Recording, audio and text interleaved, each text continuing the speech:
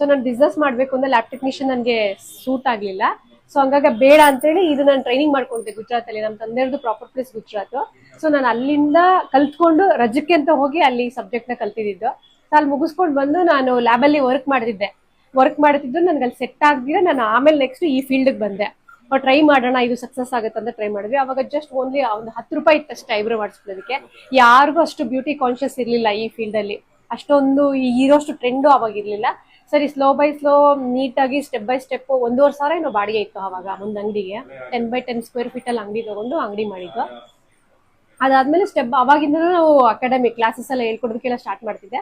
ನನಗೆ ಕ್ಲಿಕ್ ಆಯ್ತು. ಸೊ ನಾನು ಈ ಫೀಲ್ಡ್ ಚೂಸ್ ಮಾಡ್ಕೊಂಡೆ. ನಾನು ಸ್ಟಾರ್ಟ್ ಮಾಡಿದಾಗ ನನಗೆ ಅರೌಂಡ್ ಒಂದು 19 ಏಜ್ ಆಗಿತ್ತು. 20 ಏಜ್ ಆಗಿತ್ತು ನನಗೆ ಸ್ಟಾರ್ಟ್ ಮಾಡಿದಾಗ. ಸೊ ಕ್ಲಿಕ್ ಆಯ್ತು ಅವಾಗ್ಲಿಂದ ಅದನ್ನೇ ಕಂಟಿನ್ಯೂ ಮಾಡ್ಕೊಂತ ಬಂದಿದ್ದೀನಿ. ಸರ್ ನನ್ ಮೊದ್ಲಿಂದ ಓನ್ ಬಿಸ್ನೆಸ್ ಮಾಡಿದ್ರೆ ನಮ್ ಕಾಲ ಮೇಲೆ ನಾವು ನಿಂತ್ಕೊಳ್ಳೋದನ್ನ ಇಂಡಿಪೆಂಡೆಂಟ್ ಆಗಿ ನಿಲ್ಬೇಕು ಅನ್ನೋದು ನನಗೆ ಚಿಕ್ಕ ವಯಸ್ಸಿಂದ ಒಂದು ಡ್ರೀಮ್ ಇತ್ತು. ಇಂಡಿಪೆಂಡೆಂಟ್ ಆಗಿ ಇರಬೇಕು, ನಾವೇನಾದ್ರು ಇಂಡಿಪೆಂಡೆಂಟ್ ಆಗಿ ಮಾಡ್ಬೇಕು ಅನ್ನೋದೊಂದಿತ್ತು. ಸೊ ಇಂಡಿಪೆಂಡೆಂಟ್ ಆಗಿ ಮಾಡಿದ್ರೆ ನಾವು ಎಷ್ಟು ಬೇಕಾದ್ರೂ ಎನ್ಲಾರ್ಜ್ ಆಗ್ಬೋದು, ಅಂದ್ರೆ ಬಿಸ್ನೆಸ್ ಬೆಳೆಸ್ಕೊಂಡು ಹೋಗ್ಬೋದು. ಎಲ್ಲೋ ಒಂದ್ ಕಡೆ ಒಂದು ಸ್ಟಿಕ್ ಆನ್ ಆಗ್ಬಿಟ್ರೆ ಅಲ್ಲಿಗೆ ಇರ್ತೀವಿ, ಅಲ್ಲಿಗೆ ಒಂದು ಸ್ಯಾಲ್ರಿ ಮತ್ತೆ 30 ಡೇಸ್ ಅದಕ್ಕೆ ಮಾತ್ರ ಸೀಮಿತ ಆಗ್ತೀವಿ ಅನ್ನೋ ಒಂದು ಕಾನ್ಸೆಪ್ಟ್ ನನಗೆ ಚಿಕ್ಕ ವಯಸ್ಸಿಂದ ತಲೆನಲ್ಲಿತ್ತು. ಹಾಗಾಗಿ ಇಂಡಿಪೆಂಡೆಂಟ್ ಆಗ್ಬೇಕು. ಮತ್ತೆ ಮೇನ್ ಇಂಪಾರ್ಟೆಂಟ್, ಇಂಡಿಪೆಂಡೆಂಟ್ ಆದ್ರೆ ನಾನ್ ಬೆಳೆದ್ರೆ ನಾನು ಇನ್ನೊಬ್ಬರನ್ನು ಬೆಳೆಸಬಹುದು. ಮೇನ್ ಇಂಪಾರ್ಟೆಂಟ್ ಅದು ನನಗೆ ಚಿಕ್ಕ ವಯಸ್ಸಿಂದ ಅರಿವಿತ್ತು ಸರ್. ಅದು